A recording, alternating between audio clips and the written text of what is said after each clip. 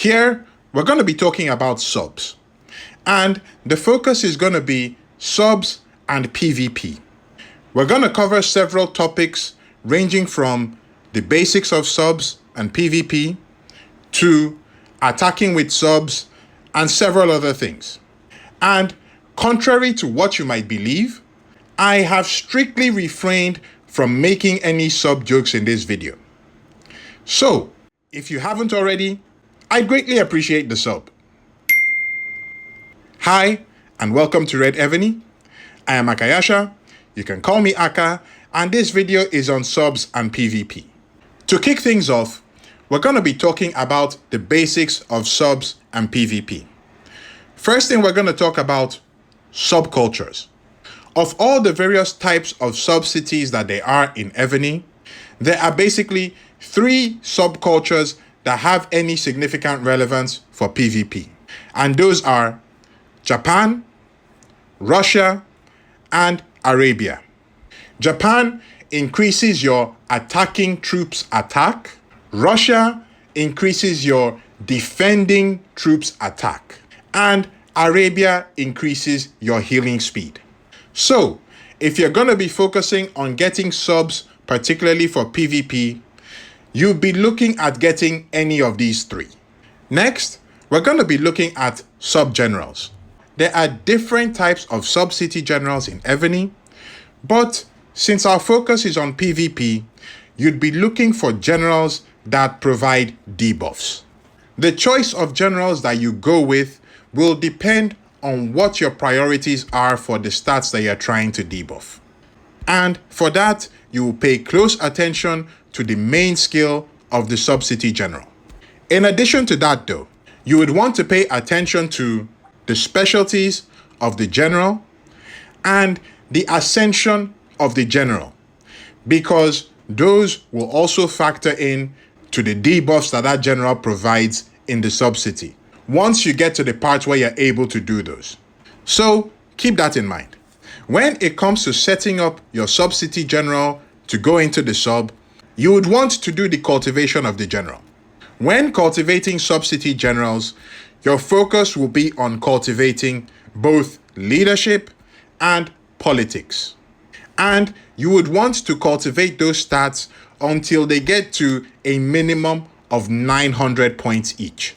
That is because when those stats on your sub-city general are above 900, you unlock this feature in your sub-city that increases the survival rate of troops in that sub-city, which is very important. Now, in terms of books, since again, the focus is PvP, my recommendation for books would be Training Capacity, Training Speed, and Rebirth. These 3 books, I believe, are essential for a PvP sub-city general. Next, we're going to talk about sub-gear. But before we do that though, I want to put in a quick plug for the Amazon App Store. With Amazon Coins, the App Store gives you the opportunity to get discounts on your Evony pack purchases and can save you a good bit of money. If that's something that you're interested in, all the links you need are down in the description of this video, along with links to special bonus offers for players in the US and France. Now, for sub gear, you would want gear that provides debuffs. Your primary focus will be on Achaemenid gear. However, civilization gear would also work if you can afford to dress up your sub-city general in civilization gear. Oh boy.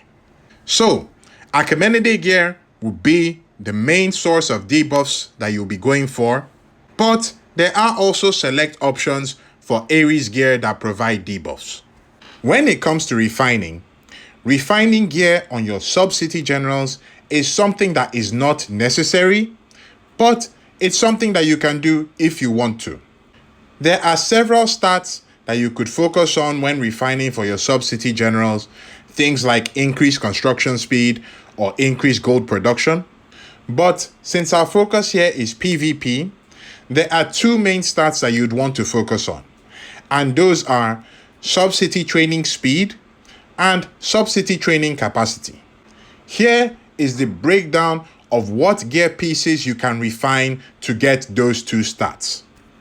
So, those will be your focus when it comes to refining gear on your sub-generals. Now, in the same light as gear on the generals, you can also have spirit beasts or dragons on your sub-city generals. You would want beasts that provide debuffs.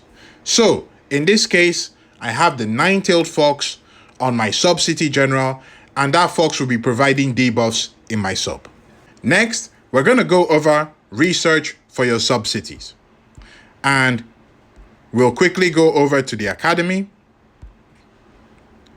come over to sub-city, and there are several things that you can focus on here.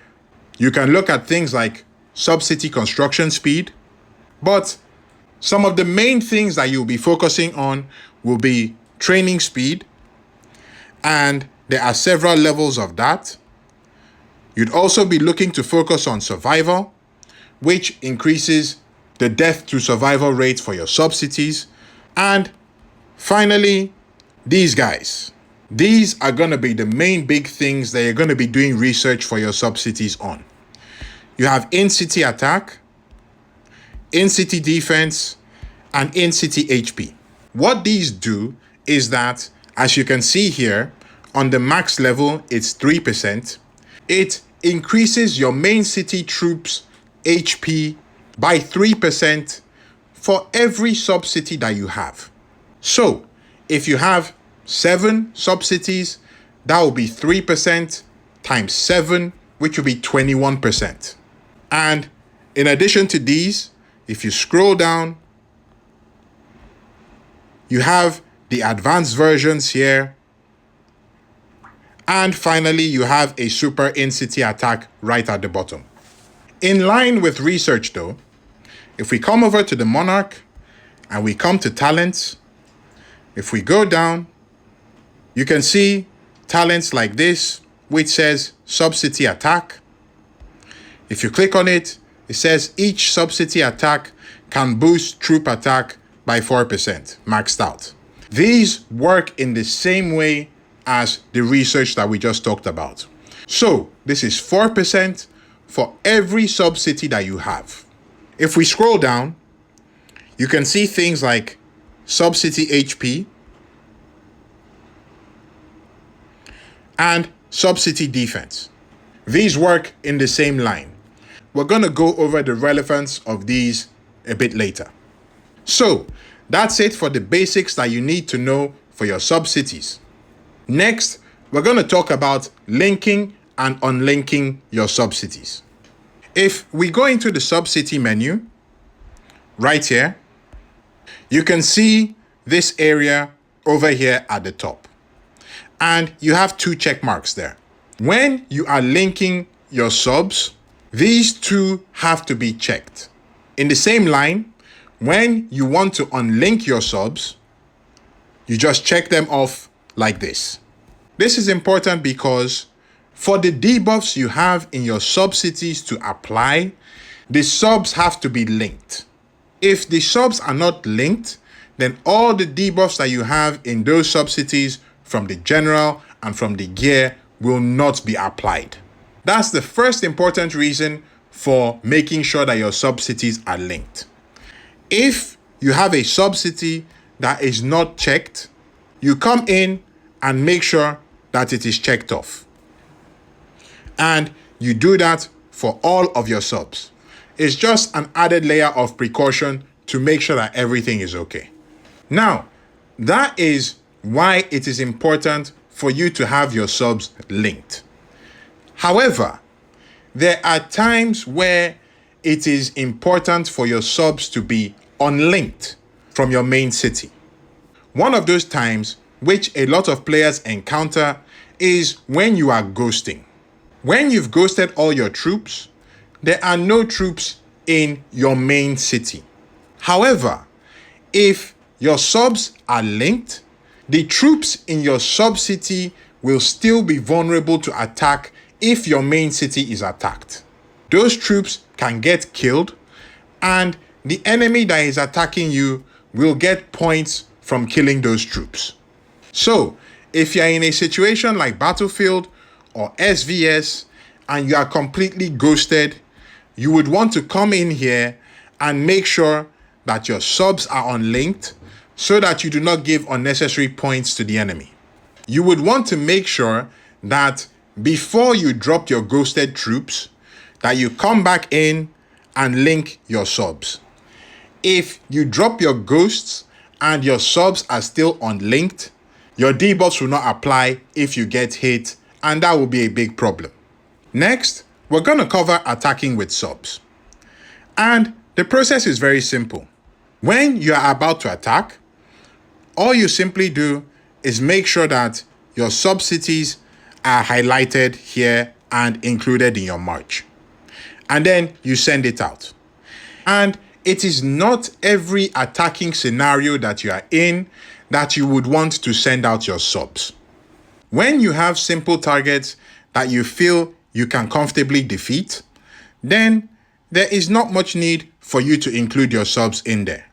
You can go ahead and attack as you normally would, and you would win comfortably. However, sometimes you have bigger targets that you're trying to take down, and you would want to include your subs when attacking these kind of targets to give you an extra edge. The main reason for doing this is that 1, your debuffs will be included in your attacking march, which will help you take down the opponent a bit easier. But 2, because of the Monarch Talents that we talked about earlier, including your sub-cities in your attacking march will not only include your debuffs, but will also increase the buffs of your attacking march. Getting that extra buff is another reason why you might want to include your sub-cities when you're taking down chunkier targets. Another reason why you might want to include your subs when attacking is when you are trying to maximize the power exchange and make sure that the amount of power you lose is reduced to as low as possible.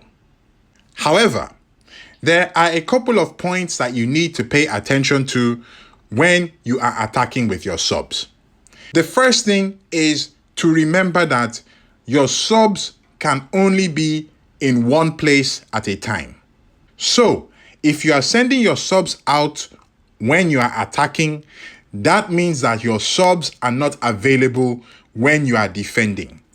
If you have a march out with your subs and you get hit in the process of attacking, your sub-cities are not going to be in your keep to provide debuffs and protect you when you are taking that defense. That is actually a viable tactic that people employ during PvP. They have an eye on a keep that under normal circumstances they wouldn't want to attack. They look at when the person is attacking. They make sure that the person is sending their subs out by checking reports and other things. Once the march is out, then they attack. Take this report, for example. Under normal circumstances, I might not want to attack this player directly, but because I was paying attention to the situation, I could tell that he did not have his subs in the keep at that time, and I went ahead and attacked, knowing that the attack would be lost, but knowing that I would come away with a better power exchange than usual. When you are in a point situation like SVS or Battlefield, this is an important tactic that you could actually employ real time. So, when you are attacking with your subs, you need to be careful that you don't get caught out with your subs on the road. The next thing that you want to pay attention to when you are attacking with your subs is your sub-troop count. Naturally, as you'd expect, when you are attacking with your sub-city troops will be getting killed in the process. You need to keep an eye on your troop count to make sure that your troops are not completely dead in your subs. And that takes us to the next main topic that we want to talk about: when your subs die. Basically, once you have a sub-city that all the troops in that sub-city are dead, irrespective of whether the sub is linked and your general is in there and it has debuff gear, none of the debuffs will apply in that sub-city if all of the sub-city troops in there are dead. So, once your sub-city troops are dead, there are basically two things that you can do.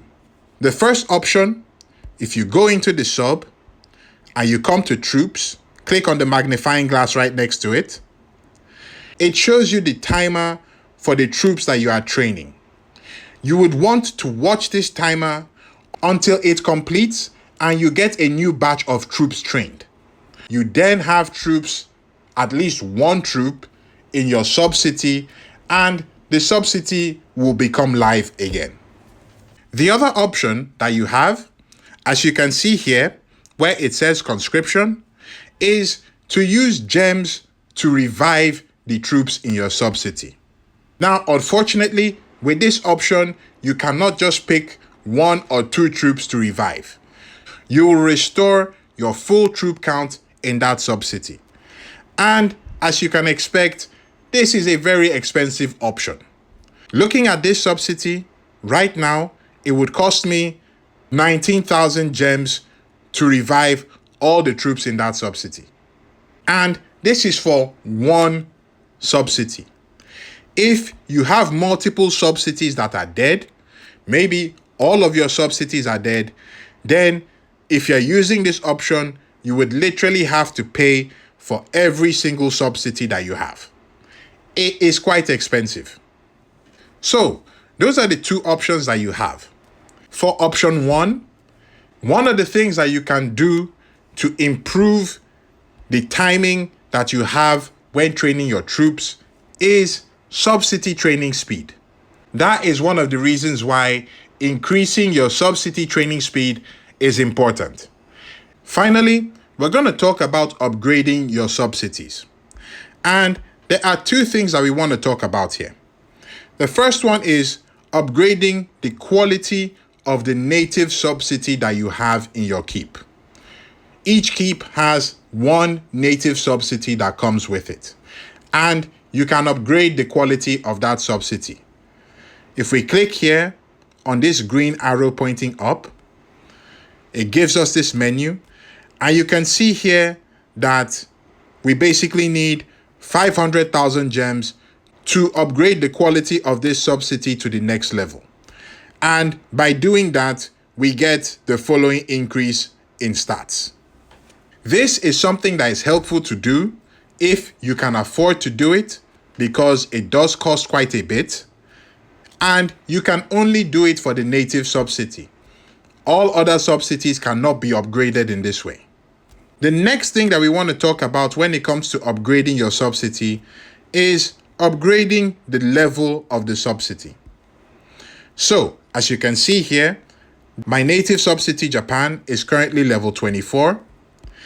And if we come in here to buildings, we can actually go in and upgrade the various buildings in the sub-city until we increase its level, going all the way up to our keep level. One of the benefits of increasing the level of your sub-city is that it also increases the tier of troops that you have in your sub-city. So, the higher the level is, if I were to increase my sub-city level, for example, I currently have T9s in my subs. I will get T10s, T11s, T12s, going all the way up to T15s if my keep is at that level. And of course, what that means is that you have stronger sub-city troops that will participate in battle when you send your subs out. It also means that it makes them harder for them to die. However, the drawback to this is that when your sub-city troops do die, it takes a whole lot of a longer period of time for you to train those troops and revive them. In addition, it will cost you significantly more gems when doing the conscription option to get your sub-city troops back. So, there's a plus side and then there's a negative side.